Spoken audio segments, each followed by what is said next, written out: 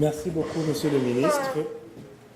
Ce que Monsieur le ministre a dit correspond totalement aux propos que je tenais, ce qui a trait au potentiel, mais qu'il faut transformer comme il le disait. Et puis surtout, on a aussi beaucoup entendu toute la volonté d'agir dans ce secteur-là, mais en ayant une préoccupation de développement durable.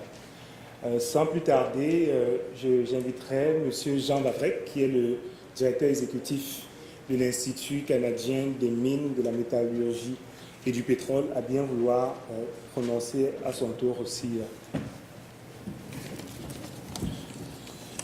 Monsieur le ministre, confrères François, ministre, distingués invités, mesdames et messieurs, bonjour.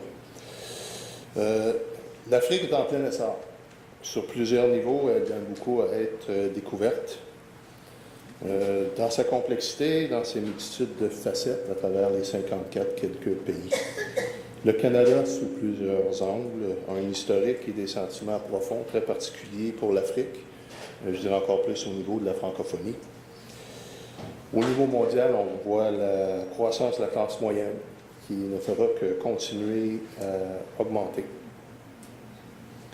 Même si nous pouvons attendre à voir des creux dans la vague, il faut s'attendre en général à avoir une tendance vers la hausse pour plusieurs décennies.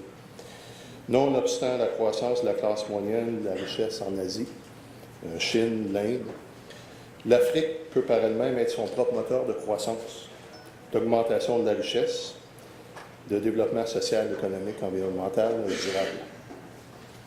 Les opportunités d'échange, de réseautage sont multiples, sont importantes, mais aussi importantes sont les opportunités de collaborer, fédérer nos efforts collectifs en commun pour en tirer plus de retombées et aussi faire contre à des effets pervers que je vais mentionner un peu. C'est en 2005 que mon conseil d'administration a décidé de se donner comme mandat le développement d'une francophonie minière internationale. Donc, on travaille sur le dossier. C'est en 2011 où j'ai fait ma première visite quand même dans la sous-région. Je suis allé 8 fois depuis en 2 ans. J'ai eu la chance de visiter votre beau pays, d'aller aux nouvelles, comme on dit. Et en 2011, c'était dans le cadre de la stratégie RSE du gouvernement fédéral que j'ai eu ma première visite là-bas dans le cadre du forum RSE. C'est à ce moment-là aussi que la compagnie IAMGOLD nous avait approchés en nous disant, regardez, nous comme entreprise canadienne minière ici sur le terrain, on veut absolument s'assurer de développer des entreprises locales, des PME, on veut être un moteur pour l'emploi. Si on regarde ici, ce qu'on voit en général au Canada, il y a environ 400 000 emplois directs dans l'industrie. Il y a facilement un ratio de 1 pour 1, et dépendamment de quelle étude on regarde, ça peut être 2 à 3 pour 1 au niveau de l'emploi de la chaîne d'approvisionnement. Au Canada, 50% du volume de transport ferroviaire maritime est relié directement à l'entreprise d'activité minière. Donc, ces données-là donnent quand même un peu une perspective de ce qui est possible en Afrique. J'ai participé à plusieurs panneaux et on a des gens, même de l'industrie, qui s'excusent en disant, bon, une mine, ça n'a pas une durée de vie vraiment infinie, donc c'est à court terme. Regardez, ici, à Val-d'Or, au Canada, à Timmins, on a vraiment un district minier aurifère qui est en existence depuis une centaine d'années. À Sudbury, on a le domaine du nickel qui est en pleine effervescence encore après une centaine d'années. Si vous regardez le fer dans le Grand Nord, je connais quand même très peu d'endroits en bout de ligne ici au Canada où, même si on avait une mine, on a eu vraiment une existence de courte durée. Murdochville à Gaspé, ça a duré 50-75 ans. Donc, en général, je pense que s'il y a un potentiel géologique le moindrement intéressant, puis je le vois moi, dans le sud-est du Sénégal, avec le Mali, avec la Guinée, il y a un potentiel d'un Val-d'Or, d'un Timmins, des 25 000, 30 000 emplois, des fournisseurs, des retombées assez incroyables. On peut voir la même chose au niveau nickel, fer, dans d'autres régions. Fait que nous, on s'est donné comme mission d'aider à assister dans la démarche pour vraiment comprendre quels sont les modèles. On parle d'employabilité aussi directe. Ici au Canada, on a 10 universités qui ont des programmes en génie minier pour fournir vraiment la main-d'œuvre. Bon, si on regarde l'Afrique de l'Ouest dans la sous-région, on peut se dire qu'on a une fédération, peut-être un peu plus petite que le Canada, mais quand même qui peut donner l'équivalent de quelques provinces.